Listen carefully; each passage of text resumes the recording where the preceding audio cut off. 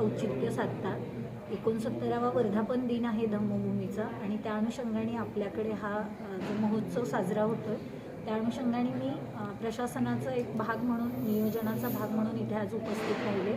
उपस्थित जे काही पदाधिकारी होते, वेगवेगळ्या संघटनांचे प्रतिनिधी होते, त्यांच्या ज्या सूचना आहेत त्या पोलीस प्रशासन आणि महसूल प्रशासन, कॅन्टोन्मेंट बोर्डच्या प्रशासनाने विचारात घेतलेल्या आहेत।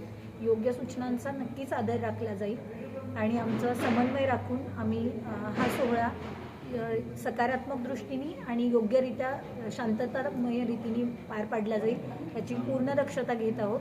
आणि ज्या सूचना आलेल्या आहेत प्रतिनिधींकडून त्याचा विचार करता आम्ही तिन्ही डिपार्टमेंटचा जो समन्वय आहे आणि येणाऱ्या भाविकांना योग्य सुविधा दिल्या जातील। देहू धम्मभूमी 69वा वर्धापन दिन साजरा होत आहे। त्या अनुषंगानं प्रशासन आणि पदाधिकारी आहेत यांची संयुक्त मीटिंग या ठिकाणी झालेली आहे। पदाधिकाऱ्यांच्या किंवा स्थानिक नागरिकांच्या सर्व सूचनांची या ठिकाणी नोंद घेण्यात आलेली आहे आणि सालाबादप्रमाणे प्रशासनाकडून या ठिकाणी व्यवस्था करण्यात येत आहे। आवर्जून उल्लेख करावयाचा झाला तर प्रशासनाकडून रस्ता, लाईट, पाणी, शौचालय याची व्यवस्था करण्यात आलेली आहे। त्याचबरोबर पोलीस विभागाकडून हॉकर्स आहेत किंवा दुकानं हे शिस्तबद्ध रीतीने राहतील, कुठल्याही प्रकारची सोनसाखळी चोरीची घटना घडणार नाही या दृष्टिकोनातून आमचे साध्या वेशातील पोलीस आहेत, गुन्हे शाखेचे पोलीस आहेत, हे दक्ष राहतील, त्याबद्दल आम्ही जागरूकता पण करत आहोत। त्याचबरोबर सुमारे 450 पोलीस अधिकारी आणि अंमलदार अशा प्रकारचा बंदोबस्त या ठिकाणी वेगवेगळ्या माध्यमांमधून तैनात करण्याचं नियोजन आहे।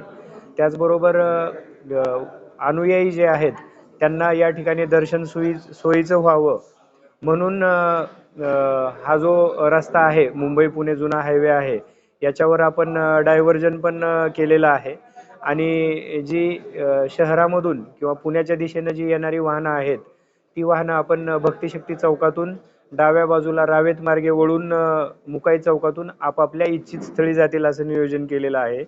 तर मुंबईकडून येणारी जी वाहनं आहेत ती सेंट्रल चौकातून उजव्या बाजूने वळून मुकाई चौकामध्ये जाऊन आपापल्या इच्छित स्थळी जातील असं नियोजन केलेलं आहे।